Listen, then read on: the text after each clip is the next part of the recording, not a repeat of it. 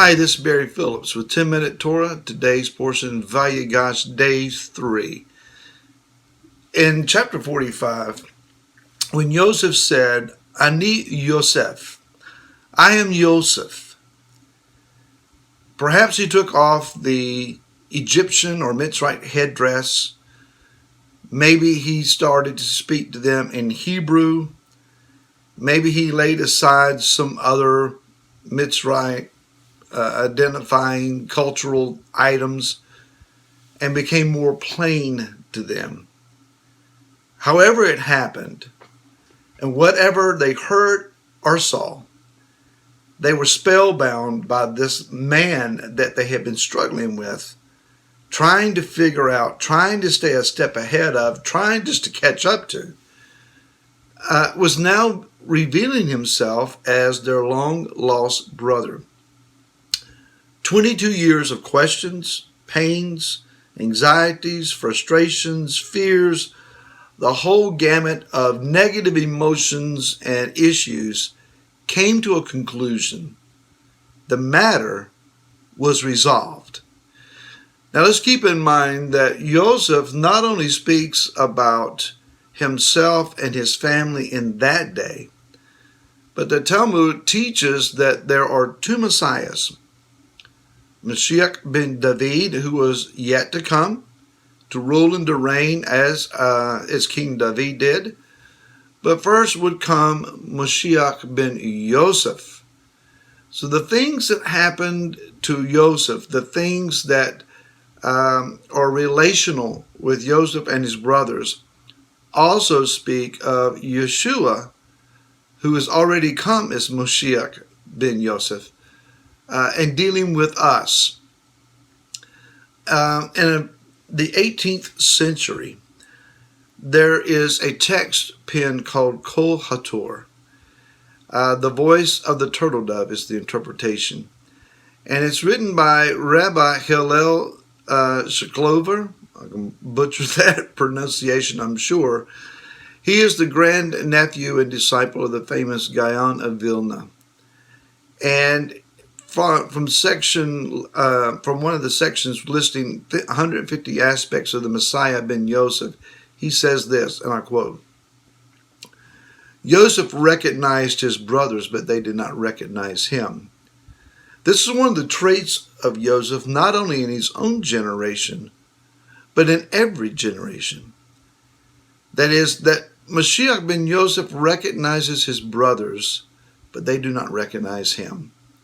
This is the work of Satan, who hides the characteristics of Mashiach ben Yosef so that the footsteps of the Mashiach are not recognized and, this is important, or even belittled because of our many sins. Otherwise, our troubles would have already ended. Were Israel to recognize Yosef, that is the footsteps of ben Yosef the Mashiach, which is the ingathering of the exiles, etc., then we would have already been redeemed with a complete redemption. Wow. We find then that Hasatan obscures the reality of who Yeshua is. Now, you and I would easily say, well, that's why our brother Yehuda in the house of Yehuda, the Jews, they do not recognize nor do they accept Yeshua as the Messiah. It's all about the devil's work. I am sure that while Hasatan may have well obscured the face, the reality, and the revelation of Yeshua to Yehuda, we have to be honest that he has also obscured Yeshua's reality to us. For we have encapsulated him in our doctrines that are well-pleasing to us, familiar in our hearing, and comfortable in our understanding. We like the Messiah that we have, at least as he has been gloriously presented to us.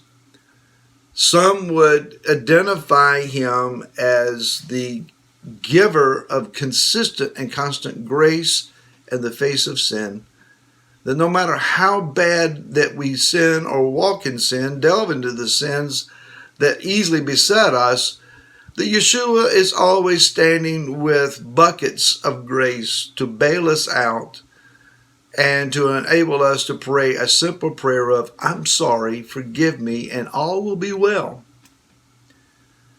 Some popular contemporary Christian worship music almost, well, I wouldn't even say almost, some of it actually portrays Yeshua as a boyfriend, someone to be romantically in love with and to walk through life with, holding hands with, constantly embraced by, and showered with kisses of love. Can I tell you that Yeshua is not your boyfriend? There are variations of him that are widely preached, promoted, and easily accepted. But make no mistake about it, Yeshua is authentic in his own revelation, as the Word reveals him, and in no other means. We would like to redesign him, color him, cause him to be more palatable to us and our cultures. But you're not changing Yeshua. He came to change us. So Joseph revealed himself with a removing of the Mitzrayite garb. That's my understanding. It would be very advantageous for you and I to take the Ephraimite garments and culture and colorizations off of Yeshua and allow him not only to become extremely real to ourselves, but extremely real within ourselves to be revealed then to Yehuda.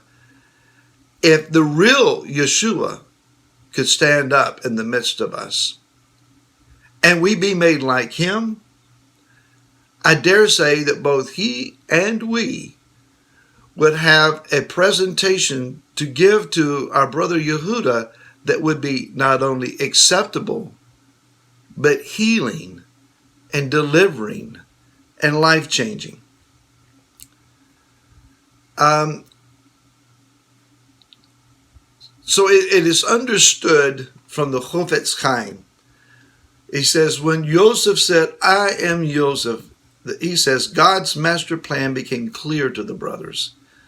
They had no more questions. Everything that had happened for the last 22 years fell into perspective. So too will it be in the time to come when God will reveal himself and announce, I am the Lord. The veil will be lifted from our eyes, and we will comprehend everything that transpired throughout history. Amazing words. One might ask, why deal with the famine? Could not Yah have prevented the famine and the need of Yoseph to go to Mitzrayim and the 22 years of horror and testing and trial? Why put his people through all of this process? Why bring the world into a place of famine and starvation just to facilitate the bringing of this family down to Mitzrayim? Could he not have just given Yaakov a vision? It's time for you to move your family to Mitzrayim, and I want you to live there. The same resulting events could have taken place without all of the pain.